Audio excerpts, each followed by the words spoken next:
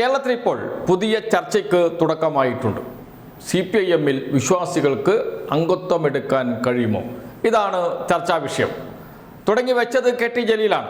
അദ്ദേഹം കഴിഞ്ഞ ദിവസം CPIM-ൽ ഔദ്യോഗികമായി അംഗത്വമെടുത്തിരുന്നു. അതിനെതിരെ സത്താർ പന്തല്ലൂർ എന്ന മുസ്ലിം ലീഗിനോടൊപ്പം നിൽക്കുന്ന സമസ്ത ഭാരവാഹി രംഗത്ത് വരികയും ചെയ്തിരുന്നു. അതോടുകൂടിയാണ് ചർച്ച ആരംഭിച്ചത്. KT ജലീൽ ഇപ്പോഴിതാ ഒരു പുതിയ ഫേസ്ബുക്ക് പോസ്റ്റുമായി രംഗത്ത് വന്നിട്ടുണ്ട്. കമ്മ്യൂണിസ്റ്റ് പാർട്ടിയിൽ വിശ്വാസികൾക്ക് അംഗത്വമെടുക്കാൻ കഴിയുമോ എന്ന ചോദ്യം ചോദിച്ചുകൊണ്ടാണ് അദ്ദേഹം വരുന്നത്. വിശ്വാസിക്ക് കമ്മ്യൂണിസ്റ്റ് പാർട്ടിയിൽ അംഗമാകാൻ പാടില്ലത്രേ. ഇതാണ് KT ജലീലിൻ്റെ പോസ്റ്റിൻ്റെ ആദ്യ വരി. ഏറ്റവും അവസാനത്തെ പാരഗ്രാഫ് അതാണ് നിർണായകം. ആ ബോധ്യം കൊണ്ടാണ് ഇസ്ലാമിക പണ്ഡിതന്മാരായിരുന്ന ഹസ്രത്ത് മൊഹാനിയും ഹസ്രത്ത് ബർക്കത്തുള്ളയും കമ്മ്യൂണിസ്റ്റ് പാർട്ടിയിൽ സജീവമായി പ്രവർത്തിച്ചത്. വിശ്വാസി സമൂഹമേ, നിങ്ങൾക്ക് സധൈര്യം CPIM-ലേക്ക് കടന്നു വരാം. ആരും നിങ്ങളുടെ ആരാധനാചാരങ്ങളെ നിരുത്സാഹപ്പെടുത്തുകയോ തടസ്സപ്പെടുത്തുകയോ ചെയ്യില്ല. നിങ്ങൾക്ക് ഓരോരുത്തർക്കും ഒരു നല്ല ഹിന്ദുവോ ക്രൈസ്തവനോ മുസ്ലിമോ ആയി തന്നെ ഒരു നല്ല കമ്മ്യൂണിസ്റ്റ് പാർട്ടി അംഗവുമാകാം. മറിച്ചുള്ള പ്രചാരണങ്ങൾ 101% തെറ്റാണ് തെറ്റാണ് തെറ്റാണ് എന്ന് പറഞ്ഞുകൊണ്ടാണ് അദ്ദേഹം പോസ്റ്റ് അവസാനിപ്പിക്കുന്നത്. സമാനം ദീർഘമായ ഒരു ഫേസ്ബുക്ക് പോസ്റ്റാണ്. ആദ്യത്തെ പാരഗ്രാഫ്, അവസാനത്തെ പാരഗ്രാഫാണ് ഇപ്പോൾ വായിച്ചത്. ആദ്യത്തെ പാരഗ്രാഫ് ഇങ്ങനെയാണ്: ഒരു വിശ്വാസിക്ക് കമ്മ്യൂണിസ്റ്റ് പാർട്ടി ഓഫ് ഇന്ത്യ മാർക്സിസ്റ്റിൽ അംഗമാകാൻ കഴിയില്ലെങ്കിൽ എങ്ങനെയാണ് ഒരു വിശ്വാസിക്ക് കോൺഗ്രസ് ആകാൻ സാധിക്കുക? എങ്ങനെ തൃണമൂൽ കോൺഗ്രസ് ആകാൻ സാധിക്കും? എങ്ങനെ DMK ആകും? എങ്ങനെ ഒരു വിശ്വാസിക്ക് ആം ആദ്മി പാർട്ടിയിൽ അംഗമാകാൻ പറ്റും? എങ്ങനെ ഒരു ബഹുദൈവാരാധകന് ഏകദൈവ വിശ്വാസികൾ മാത്രമുള്ള മുസ്ലിം ലീഗിൽ അംഗമാകാൻ സാധിക്കും? ഒരു യഥാർത്ഥ വിശ്വാസിക്ക് എങ്ങനെ BJP-യിൽ അംഗമാകാൻ കഴിയും? ഒരു വിശ്വാസിക്ക് എങ്ങനെ സമാജ്വാദി പാർട്ടിയും സോഷ്യലിസ്റ്റ് ജനതാദളും അംഗമാകാൻ കഴിയും? ഒരു വിശ്വാസിക്ക് എങ്ങനെ കേരള കോൺഗ്രസോ RSPയോ RMPയോ CMPയോ ആകാൻ സാധിക്കും? ഈ ചോദ്യത്തോടു കൂടിയാണ് KT ജലീലിൻ്റെ പോസ്റ്റ് ആരംഭിക്കുന്നത്. ഒരു വിശ്വാസിക്ക് CPIM-ൽ അംഗമാകാൻ കഴിയില്ലെങ്കിൽ ഒരു വിശ്വാസിക്ക് മറ്റേത് പാർട്ടിയിൽ അംഗമാകാൻ കഴിയും? കോൺഗ്രസിൽ കഴിയുമോ? ആം ആദ്മി പാർട്ടിയിൽ കഴിയുമോ? BJP-യിൽ കഴിയുമോ? ഈ ചോദ്യമാണ് ചോദിക്കുന്നത് KT ജലീൽ. അതിനുശേഷം അദ്ദേഹം പറയുകയാണ്: ഒരു സുന്നിക്കും മുജാഹിദിനും ജമാഅത്തെ ഇസ്ലാമിക്കാരനും മുസ്ലിം ലീഗിൽ ഒരുമിച്ച് പ്രവർത്തിക്കാൻ ആശയ ഭിന്നത തടസ്സമല്ലെങ്കിൽ ഒരു ഹിന്ദുവിനും മുസ്ലിമിനും ക്രൈസ്തവനും മതമില്ലാത്തവനും വിശ്വാസിക്കും അവിശ്വാസിക്കും കമ്മ്യൂണിസ്റ്റ് പാർട്ടിയിൽ എന്തുകൊണ്ട് ഒരുമിച്ച് പ്രവർത്തിക്കാനാവില്ല? പ്രസക്തമായ ചോദ്യമാണ് KT ജലീൽ ചോദിക്കുന്നത്. മറുപടി പറയേണ്ടത് സത്താർ പന്തല്ലൂരിനെ പോലെയുള്ളവർ തന്നെയാണ്. KT ജലീൽ CPIM-ൽ അംഗത്വമെടുത്തതിനെ ചോദ്യം ചെയ്യുന്നവർ തന്നെയാണ്. വിശ്വാസികൾക്ക്, മുസ്ലിം മതവിശ്വാസികൾക്ക് CPIM-ൽ അംഗമാകാൻ കഴിയില്ലേ?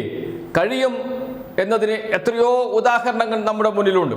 എത്രയോ മുസ്ലിം മതവിശ്വാസികൾ CPIM-ൽ അംഗങ്ങളായിട്ടുണ്ട്. അവർ CPIM-ൽ പ്രവർത്തിക്കുന്ന ഘട്ടത്തിൽ തന്നെ മതവിശ്വാസ രീതികൾ അനുഷ്ഠിക്കുകയും പിന്തുടരുകയും ചെയ്യുന്നുമുണ്ട്. ആരും തടയുന്നില്ല. അതുകൊണ്ടാണ് KT ജലീൽ ചോദിക്കുന്നത്. ഈ ചോദ്യത്തിനുള്ള മറുപടി പറയാൻ തയ്യാറാകണം എതിർക്കുന്നവർ. അതിനുശേഷം പറയുന്നു: ഒരു ഹിന്ദു കമ്മ്യൂണിസ്റ്റ് പാർട്ടിയിൽ അംഗത്വമെടുക്കരുതെന്ന് വാദിക്കുന്നത് RSS-ഉം BJP-യുമാണ്.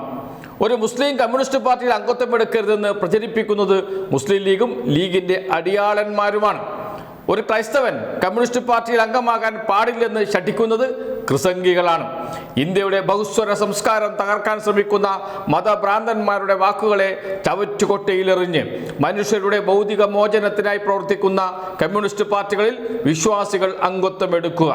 ഒരു തമ്പുരാന്റെയും അരയിൽ തൂക്കി ഇട്ടതല്ല നമ്മുടെ മോക്ഷത്തിൻ്റെ താക്കോൽ. അത് നമ്മുടെ ഓരോരുത്തരുടെയും പ്രവൃത്തികളിലാണ് തൂക്കിയിട്ടിരിക്കുന്നത്.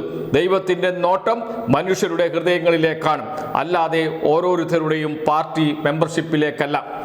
ലോകത്തൊരു കമ്മ്യൂണിസ്റ്റ് പാർട്ടിയും ബന്ധപ്പെട്ട പാർട്ടികളിൽ അംഗത്വമെടുക്കണമെങ്കിൽ മതനിഷേധിയാകണമെന്നോ യുക്തിവാദിയാകണമെന്നോ അവയുടെ ഭരണഘടനകളിൽ വ്യവസ്ഥ വെച്ചിട്ടില്ല. ഇന്ത്യൻ കമ്മ്യൂണിസ്റ്റ് പാർട്ടി കേവലം ഒരു ദാർശനിക പാർട്ടിയല്ല, പ്രായോഗിക രാഷ്ട്രീയ സംഘടന കൂടിയാണ്. ദാർശനികമായും രാഷ്ട്രീയമായും കമ്മ്യൂണിസ്റ്റ് പാർട്ടിയെ അംഗീകരിക്കുന്നവർക്കും കമ്മ്യൂണിസ്റ്റ് പാർട്ടിയുടെ രാഷ്ട്രീയ പ്രമേയങ്ങൾ അംഗീകരിച്ച് നടപ്പിലാക്കാൻ സന്നദ്ധരായവർക്കും ഒരുപോലെ അംഗത്വം നൽകുന്ന സംഘടനയാണത്. അക്കാര്യം EMS ചിന്തയുടെ ചോദ്യോത്തര ഭക്തിയിൽ വ്യക്തമാക്കിയിട്ടുണ്ട്. ഒരു ബഹുമത സമൂഹത്തിൽ എല്ലാ രാഷ്ട്രീയ പാർട്ടികളും എല്ലാ മതക്കാരെയും സമുദായ വിഭാഗങ്ങളെയും ഉൾക്കൊള്ളുന്ന പോലെ കമ്മ്യൂണിസ്റ്റ് പാർട്ടികളും വിവിധ വിശ്വാസി സമൂഹങ്ങളെയും അവിശ്വാസികളെയും ഉൾക്കൊള്ളുന്നു. കോൺഗ്രസിലെയും മുസ്ലിം ലീഗിലെയും ജനതാദളിലെയും കമ്മ്യൂണിസ്റ്റ് പാർട്ടികളിലെയും വിശ്വാസികളായ മുസ്ലിങ്ങൾ നമസ്കരിക്കാൻ ഒത്തുകൂടുന്നത് മസ്ജിദുകളിലാണ്. ഹിന്ദുക്കൾ പ്രാർത്ഥനയ്ക്കും ദർശനത്തിനും ക്ഷേത്രങ്ങളിലേക്കാണ് പോകുക. എല്ലാ പാർട്ടികളിലുമുള്ള ക്രൈസ്തവരാകട്ടെ കുർബാനയിൽ സംബന്ധിക്കാൻ പോകാറ് ചർച്ചുകളിലേക്കാണ്.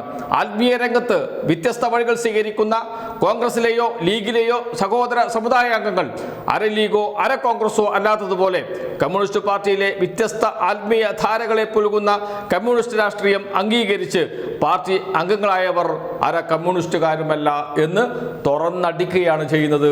KT ജലീൽ മറുപടി പറയാൻ കഴിയുമോ എതിർക്കുന്നവർക്ക് എന്ന ചോദ്യവും അദ്ദേഹം ഉയർത്തുന്നുണ്ട്. അദ്ദേഹം ഉയർത്തുന്ന ചോദ്യം കേവലം മുസ്ലിം മതവിശ്വാസികൾക്ക് കമ്മ്യൂണിസ്റ്റ് പാർട്ടി ചേരാൻ കഴിയുമോ എന്നതല്ല, അതിനപ്പുറത്തേക്ക് വിശ്വാസികൾക്ക് എന്തുകൊണ്ട് കമ്മ്യൂണിസ്റ്റ് പാർട്ടികളിൽ പ്രവർത്തിച്ചുകൂടാ, ഒരുമിച്ച് പ്രവർത്തിക്കാൻ കഴിയും എന്ന് ആവർത്തിച്ച് ഉറപ്പിക്കുകയാണ് അദ്ദേഹം ചെയ്യുന്നത്. അതിന് അദ്ദേഹം ഒരു ഉദാഹരണവും കൂടി പറയുന്നുണ്ട്. മഹാനായ ലെനിനോട് ചോദിച്ച ഒരു ചോദ്യവും അതിൻ്റെ ഉത്തരവുമാണ്. അതിങ്ങനെയാണ്: ഒരിക്കൽ സഖാബ് ലെനിൻ ഒരു പാതിരിക്ക് പാർട്ടിയിൽ അംഗത്വം കൊടുക്കാമോ എന്ന ചോദ്യത്തിന് നൽകിയ ഉത്തരം: എന്തുകൊണ്ട് കൊടുത്തുകൂടാ? അയാൾ പാർട്ടി പരിപാടിയും ഭരണഘടനയും അനുസരിച്ച് പ്രവർത്തിക്കാൻ തയ്യാറാണെങ്കിൽ നിശ്ചയമായും പാർട്ടി അംഗമാവാം. ഒരു പുരോഹിതൻ എന്ന നിലയിൽ അയാൾ പള്ളിയിൽ ചെയ്യുന്ന പണിയല്ലല്ലോ പാർട്ടിയിൽ ചെയ്യുന്നത്. അധ്വാനിക്കുന്ന ജനവിഭാഗങ്ങൾ അനുഭവിക്കുന്ന ദുരിതവും ചൂഷണവും അവസാനിപ്പിക്കാനുള്ള സമര പ്രചാരണ സംഘടനാ പ്രവർത്തനങ്ങൾ നടത്തുന്നതിന് ഒരു പാതിരി എന്ന ആത്മീയ പദവി ഒരു തടസ്സവും സൃഷ്ടിക്കാത്ത കാലത്തോളം അയാൾക്ക് പാർട്ടിയിൽ അംഗമായി പ്രവർത്തിക്കാം. ഇതാണ് ലെനിൻ കൊടുത്ത മറുപടി. അതും കൂടി കോട്ട് ചെയ്യുന്നുണ്ട് KT ജലീൽ തൻ്റെ ഫേസ്ബുക്ക് പോസ്റ്റിൽ. അതിനുശേഷമാണ് ആദ്യം വായിച്ച പ്രധാനപ്പെട്ട അവസാനത്തെ പാരഗ്രാഫ് തുടങ്ങുന്നത്. അതിങ്ങനെയാണ്: ആ ബോധ്യം കൊണ്ടാണ് ഇസ്ലാമിക പണ്ഡിതന്മാരായിരുന്ന ഹസ്രത്ത് മൊഹാനിയും ഹസ്രത്ത് ബർക്കുത്തുള്ളയും കമ്മ്യൂണിസ്റ്റ് പാർട്ടിയിൽ സജീവമായി പ്രവർത്തിച്ചത്.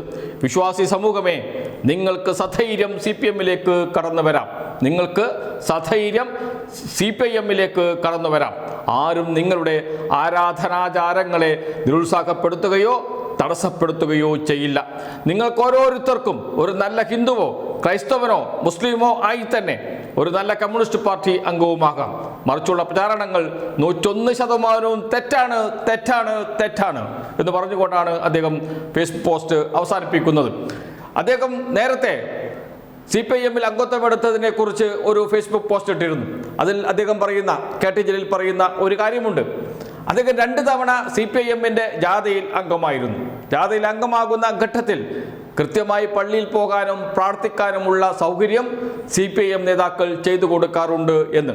ഒരിടത്തു നിന്നും പള്ളിയിൽ പോകരുത് എന്നോ പള്ളിയിൽ പോയി പ്രാർത്ഥിക്കരുത് എന്നോ ആരും എവിടെയും പറഞ്ഞിട്ടില്ല. അത് എൻ്റെ അനുഭവമാണ് എന്നുകൂടി മുമ്പത്തെ ഫേസ്ബുക്ക് പോസ്റ്റിൽ വ്യക്തമായും പറയുന്നുണ്ട്. എന്ന് വെച്ചാൽ എവിടെയും കമ്മ്യൂണിസ്റ്റ് പാർട്ടി വിശ്വാസികൾക്ക് എതിരല്ല. അതോടൊപ്പം വിശ്വാസികൾക്ക് വേണ്ടി, അവരുടെ വിശ്വാസം നിലനിർത്താൻ വേണ്ടി അവസാന നിമിഷം വരെ അവരോടൊപ്പം നിൽക്കാൻ, അവർക്ക് വേണ്ടി പോരാടാൻ തയ്യാറായി നിൽക്കുന്നവരാണ് കമ്മ്യൂണിസ്റ്റ് പാർട്ടി അംഗങ്ങൾ എന്ന് എത്രയോ ഉദാഹരണങ്ങൾ നമ്മുടെ മുന്നിലുണ്ട്. ഉത്തരേന്ത്യയിൽ BJP-യും സംഘപരിവാറും ക്രൈസ്തവ മതവിശ്വാസികളെ ആക്രമിച്ച ഘട്ടത്തിൽ പ്രാർത്ഥിക്കാൻ പാർട്ടി ഓഫീസ് തുറന്നുകൊടുത്ത പ്രസ്ഥാനമാണ് CPIM എന്ന് നമ്മൾ വാർത്തകളിൽ വായിച്ചിട്ടുണ്ട്, അറിഞ്ഞിട്ടുണ്ട്.